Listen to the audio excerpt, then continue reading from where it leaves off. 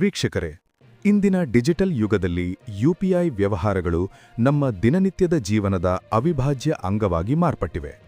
ಕಿರಾಣಿ ಅಂಗಡಿಯಿಂದ ಹಿಡಿದು ದೊಡ್ಡ ವಾಣಿಜ್ಯ ವ್ಯವಹಾರಗಳವರೆಗೆ, ಚಹಾ ಅಂಗಡಿಯಿಂದ ಹಿಡಿದು ಆಸ್ಪತ್ರೆಯ ಬಿಲ್ ಪಾವತಿಸುವವರೆಗೆ, Google Pay, PhonePe, Paytm ಸೇರಿದಂತೆ ವಿವಿಧ ಯುಪಿಐ ಅಪ್ಲಿಕೇಶನ್ಗಳ ಮೂಲಕ ಕ್ಷಣಾರ್ಧದಲ್ಲಿ ಹಣ ವರ್ಗಾವಣೆ ಮಾಡುತ್ತಿರುವುದನ್ನು ನಾವು ಪ್ರತಿದಿನ ನೋಡುತ್ತಿದ್ದೇವೆ. ನಗದು ಹೊತ್ತೊಯ್ಯುವ ಅವಶ್ಯಕತೆಯೇ ಇಲ್ಲದೆ ಮೊಬೈಲ್ನಲ್ಲೇ ಎಲ್ಲ ವ್ಯವಹಾರಗಳು ಮುಗಿಯುತ್ತಿರುವ ಈ ವ್ಯವಸ್ಥೆ ಜನಜೀವನವನ್ನು ಬಹಳಷ್ಟು ಸುಲಭಗೊಳಿಸಿದೆ.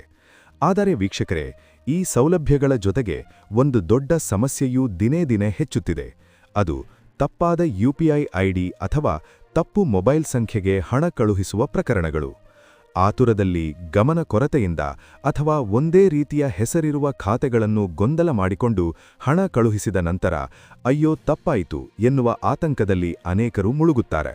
ವಿಶೇಷವಾಗಿ ದೊಡ್ಡ ಮೊತ್ತ ಕಳುಹಿಸಿದರೆ ನಿದ್ರೆಯೇ ಬರದಷ್ಟು ಒತ್ತಡ ಅನುಭವಿಸುವುದು ಸಹಜ.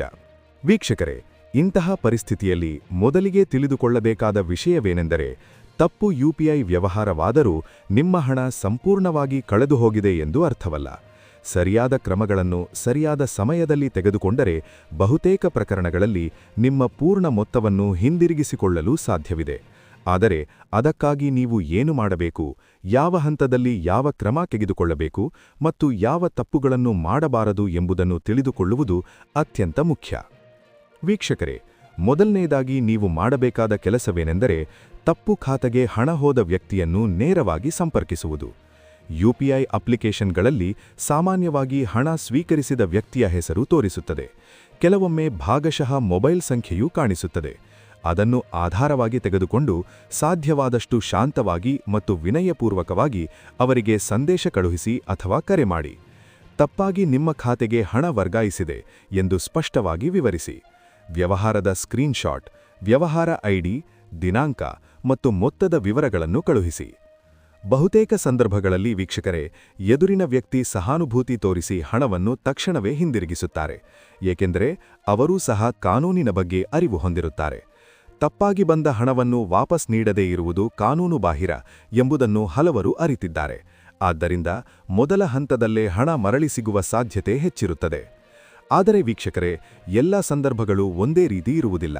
ಕೆಲವರು ಕರೆ ಸ್ವೀಕರಿಸದಿರಬಹುದು, ಕೆಲವರು ಪ್ರತಿಕ್ರಿಯೆ ನೀಡದೆ ಮೌನವಾಗಿರಬಹುದು, ಇನ್ನು ಕೆಲವರು ಹಣ ಹಿಂದಿರುಗಿಸಲು ನಿರಾಕರಿಸಬಹುದು.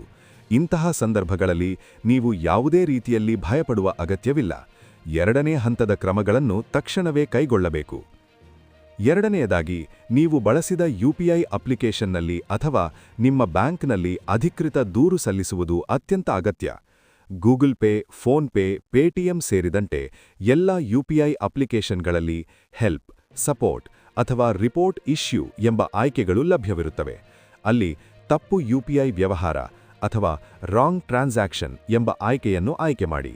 ಅಲ್ಲಿ ವ್ಯವಹಾರ ಐಡಿ, ವ್ಯವಹಾರದ ದಿನಾಂಕ, ಕಳುಹಿಸಿದ ಮೊತ್ತ ಮತ್ತು ಸಮಸ್ಯೆಯ ಸಂಪೂರ್ಣ ವಿವರಗಳನ್ನು ಸ್ಪಷ್ಟವಾಗಿ ನಮೂದಿಸಬೇಕು. ಇದು ಕೇವಲ ಒಂದು ಫಾರ್ಮ್ಯಾಲಿಟಿಯಲ್ಲ. ನಿಮ್ಮ ದೂರು ಬ್ಯಾಂಕ್ ಮತ್ತು ಯುಪಿಐ ವ್ಯವಸ್ಥೆಗೆ ಅಧಿಕೃತವಾಗಿ ದಾಖಲಾಗುತ್ತದೆ. ಈ ಹಂತ ಬಹಳ ಮುಖ್ಯ, ಏಕೆಂದರೆ ನಂತರದ ಎಲ್ಲಾ ಕ್ರಮಗಳಿಗೂ ಇದು ಆಧಾರವಾಗುತ್ತದೆ.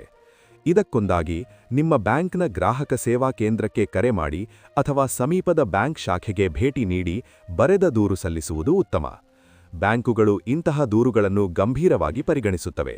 ಅಗತ್ಯವಿದ್ದರೆ ಹಣ ಸ್ವೀಕರಿಸಿದ ವ್ಯಕ್ತಿಯ ಖಾತೆಯನ್ನು ತಾತ್ಕಾಲಿಕವಾಗಿ ಫ್ರೀಜ್ ಮಾಡುವ ಅಧಿಕಾರವೂ ಬ್ಯಾಂಕುಗಳಿಗಿವೆ. ಜೊತೆಗೆ ರಿಸೀವರ್ ಬ್ಯಾಂಕ್ನೊಂದಿಗೆ ಸಂಪರ್ಕ ಸಾಧಿಸಿ ಹಣ ಹಿಂದಿರುಗಿಸುವಂತೆ ಅಧಿಕೃತವಾಗಿ ಮನವಿ ಮಾಡಬಹುದು. ವೀಕ್ಷಕರೇ, ಈ ಹಂತದಲ್ಲಿ ಒಂದು ವಿಷಯವನ್ನು ಸ್ಪಷ್ಟವಾಗಿ ತಿಳಿದುಕೊಳ್ಳಬೇಕು.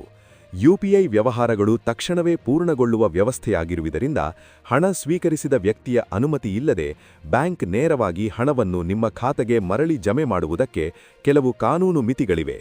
ಆದರೂ ಬ್ಯಾಂಕ್ ಮತ್ತು ಯುಪಿಐ ಸಂಸ್ಥೆಗಳ ಮಧ್ಯಸ್ಥಿಕೆಯಿಂದ ಬಹುತೇಕ ಪ್ರಕರಣಗಳಲ್ಲಿ ಪರಿಹಾರ ಸಿಗುತ್ತದೆ. ಮೂರನೇ ಹಂತದ ಕ್ರಮವಾಗಿ, ಸಮಸ್ಯೆ ಇನ್ನೂ ಬಗೆಹರಿಯದಿದ್ದರೆ National Payments Corporation of India ಅಂದರೆ ಎನ್ಪಿಸಿಐ ಸಂಸ್ಥೆಯನ್ನು ಸಂಪರ್ಕಿಸಬಹುದು. ಎನ್ಪಿಸಿಐ ಯುಪಿಐ ವ್ಯವಸ್ಥೆಯನ್ನು ನಿರ್ವಹಿಸುವ ಕೇಂದ್ರ ಸಂಸ್ಥೆಯಾಗಿದೆ. ಅವರ ಅಧಿಕೃತ ವೆಬ್ಸೈಟ್ಗೆ ಭೇಟಿ ನೀಡಿ ಆನ್ಲೈನ್ ದೂರು ಸಲ್ಲಿಸಬಹುದು. ಇದಕ್ಕೊಂದಾಗಿ ಎನ್ಪಿಸಿಐ ಟೋಲ್ ಫ್ರೀ ನಂಬರ್ಗೆ ಕರೆ ಮಾಡಿ ಸಮಸ್ಯೆಯನ್ನು ವಿವರಿಸಬಹುದು. ಈ ಹಂತದಲ್ಲಿ ನಿಮ್ಮ ಬ್ಯಾಂಕ್ಗೆ ಸಲ್ಲಿಸಿದ ದೂರು ಸಂಖ್ಯೆ, ವ್ಯವಹಾರ ಐಡಿ ಮತ್ತು ಇತರೆ ದಾಖಲೆಗಳು ನಿಮ್ಮ ಕೈಯಲ್ಲಿರಬೇಕು. ಇದರಿಂದ ನಿಮ್ಮ ಪ್ರಕರಣವನ್ನು ವೇಗವಾಗಿ ಪರಿಶೀಲಿಸಲು ಸಾಧ್ಯವಾಗುತ್ತದೆ. ವೀಕ್ಷಕರೇ, ರಿಸರ್ವ್ ಬ್ಯಾಂಕ್ ಆಫ್ ಇಂಡಿಯಾದ ಮಾರ್ಗದರ್ಶನ ಸೂಚನೆಗಳ ಪ್ರಕಾರ ಯುಪಿಐ ಸಂಬಂಧಿತ ದೂರುಗಳಿಗೆ ಸಾಮಾನ್ಯವಾಗಿ 3 ರಿಂದ 7 ಕೆಲಸದ ದಿನದೊಳಗೆ ಪರಿಹಾರ ಒದಗಿಸಬೇಕಾಗಿದೆ. ಒಂದು ವೇಳೆ ಈ ಅವಧಿಯಲ್ಲೂ ಪರಿಹಾರ ಸಿಗದಿದ್ದರೆ ಮುಂದಿನ ಕಾನೂನು ಕ್ರಮಕ್ಕೆ ಹೋಗುವ ಅವಕಾಶವೂ ನಿಮಗಿದೆ. ಹಣವನ್ನು ಸ್ವೀಕರಿಸಿದ ವ್ಯಕ್ತಿ ಸ್ಪಷ್ಟವಾಗಿ ಹಣ ಹಿಂದಿರುಗಿಸಲು ನಿರಾಕರಿಸಿದರೆ ಅಥವಾ ದುರುದ್ದೇಶಪೂರ್ವಕವಾಗಿ ಹಣವನ್ನು ವಶದಲ್ಲಿ ಇಟ್ಟುಕೊಂಡರೆ ಅದು ಕಾನೂನು ಪ್ರಕಾರ ಅಪರಾಧವಾಗುತ್ತದೆ. ಇಂತಹ ಸಂದರ್ಭದಲ್ಲಿ ಸಮೀಪದ ಪೊಲೀಸ್ ಠಾಣೆಯಲ್ಲಿ ದೂರು ದಾಖಲಿಸಬಹುದು. ತಪ್ಪಾಗಿ ಬಂದ ಹಣವನ್ನು ಹಿಂದಿರುಗಿಸದೇ ಇರುವುದು ನಂಬಿಕೆಯ ಉಲ್ಲಂಘನೆ ಮತ್ತು ಅಕ್ರಮ ಸ್ವಾಧೀನವೆಂದು ಪರಿಗಣಿಸಲಾಗುತ್ತದೆ. ವೀಕ್ಷಕರೇ, ಆದರೆ ಇಲ್ಲಿ ಇನ್ನೊಂದು ಮುಖ್ಯ ಅಂಶವನ್ನು ತಿಳಿದುಕೊಳ್ಳಬೇಕು. ಪೊಲೀಸ್ ದೂರು ಕೊಡುವ ಹಂತಕ್ಕೆ ಹೋಗುವ ಮೊದಲು ಬ್ಯಾಂಕ್ ಮತ್ತು ಯುಪಿಐ ಮೂಲಕ ಎಲ್ಲ ಅಧಿಕೃತ ಮಾರ್ಗಗಳನ್ನು ಪ್ರಯತ್ನಿಸುವುದು ಸೂಕ್ತ. ಏಕೆಂದರೆ ಬಹುತೇಕ ಪ್ರಕರಣಗಳಲ್ಲಿ ಕಾನೂನು ಹಂತಕ್ಕೆ ಹೋಗದೇ ಪರಿಹಾರ ಸಿಗುತ್ತದೆ. ಇದೀಗ ವೀಕ್ಷಕರೇ, ಇಂತಹ ತಪ್ಪುಗಳು ಮರುಕಳಿಸದಂತೆ ತಡೆಯುವ ನೀವು ಯಾವ ಕ್ರಮಗಳನ್ನು ತೆಗೆದುಕೊಳ್ಳಬೇಕು ಎಂಬುದನ್ನು ತಿಳಿದುಕೊಳ್ಳುವುದು ಬಹಳ ಮುಖ್ಯ. ಯಾವುದೇ ಯುಪಿಐ ವ್ಯವಹಾರ ಮಾಡುವ ಮೊದಲು ಯುಪಿಐ ಐಡಿ ಮತ್ತು ಹೆಸರು ಎರಡನ್ನೂ ಕನಿಷ್ಠ 2 ಬಾರಿ ಪರಿಶೀಲಿಸಿ. ಆತುರದಲ್ಲಿ ಕಳುಹಿಸುವುದು ಅತಿದೊಡ್ಡ ತಪ್ಪು. ದೊಡ್ಡ ಮೊತ್ತ ಕಳುಹಿಸುವ ಮೊದಲು 1 ಅಥವಾ 2 ರೂಪಾಯಿ ಮೊತ್ತದ ಟೆಸ್ಟ್ ಟ್ರಾನ್ಸಾಕ್ಷನ್ ಮಾಡುವ ಅಭ್ಯಾಸ ಬೆಳೆಸಿಕೊಳ್ಳಿ. ಇದರಿಂದ ಖಾತೆ ಸರಿಯಾದದ್ದೇ ಎಂಬುದು ಖಚಿತವಾಗುತ್ತದೆ. ಇದಲ್ಲದೆ ಪರಿಚಯವಿಲ್ಲದ ವ್ಯಕ್ತಿಗಳಿಗೆ ಹಣ ಕಳುಹಿಸುವಾಗ ಹೆಚ್ಚಿನ ಎಚ್ಚರಿಕೆ ವಹಿಸಿ. ಕೇವಲ QR ಕೋಡ್ ಸ್ಕ್ಯಾನ್ ಮಾಡಿದರೆ ಸಾಕು ಎಂದು ನಂಬದೆ ಹೆಸರು ಮತ್ತು ವಿವರಗಳನ್ನು ಪರಿಶೀಲಿಸಿ. ಈ ಸಣ್ಣ ಎಚ್ಚರಿಕೆಗಳು ನಿಮ್ಮ ದೊಡ್ಡ ಹಣವನ್ನು ರಕ್ಷಿಸಬಲ್ಲವು. ಒಟ್ಟಾರೆ ವೀಕ್ಷಕರೇ, ಯುಪಿಐ ಮೂಲಕ ತಪ್ಪಾಗಿ ಹಣ ಕಳುಹಿಸಿದರೆ ಭಯಪಡುವ ಅಗತ್ಯವಿಲ್ಲ. ಸರಿಯಾದ ಕ್ರಮಗಳನ್ನು ಸರಿಯಾದ ಸಮಯದಲ್ಲಿ ತೆಗೆದುಕೊಂಡರೆ ಬಹುತೇಕ ಪ್ರಕರಣಗಳಲ್ಲಿ ನಿಮ್ಮ ಹಣವನ್ನು ಮರಳಿ ಪಡೆಯುವುದು ಬಹುತೇಕ ಸಾಧ್ಯ. ಆದರೆ ನಿರ್ಲಕ್ಷ್ಯ, ತಡದ ದೂರು ಮತ್ತು ಆತುರದ ನಿರ್ಧಾರಗಳು ಸಮಸ್ಯೆಯನ್ನು ಇನ್ನಷ್ಟು ಗಂಭೀರವಾಗಿಸಬಹುದು. ಡಿಜಿಟಲ್ ವ್ಯವಹಾರಗಳು ನಮ್ಮ ಜೀವನವನ್ನು ಸುಲಭಗೊಳಿಸಿರುವಷ್ಟೇ ಜಾಗೃತಿಯೂ ಅಷ್ಟೇ ಅಗತ್ಯ. ಪ್ರತಿಯೊಬ್ಬ ನಾಗರಿಕನು ತನ್ನ ಹಕ್ಕುಗಳು, ಬ್ಯಾಂಕ್ ನಿಯಮಗಳು ಮತ್ತು ಕಾನೂನು ಮಾರ್ಗಗಳ ಬಗ್ಗೆ ಅರಿವು ಹೊಂದಿದ್ದರೆ ಮಾತ್ರ ಡಿಜಿಟಲ್ ವ್ಯವಸ್ಥೆ ಸುರಕ್ಷಿತವಾಗಿರುತ್ತದೆ.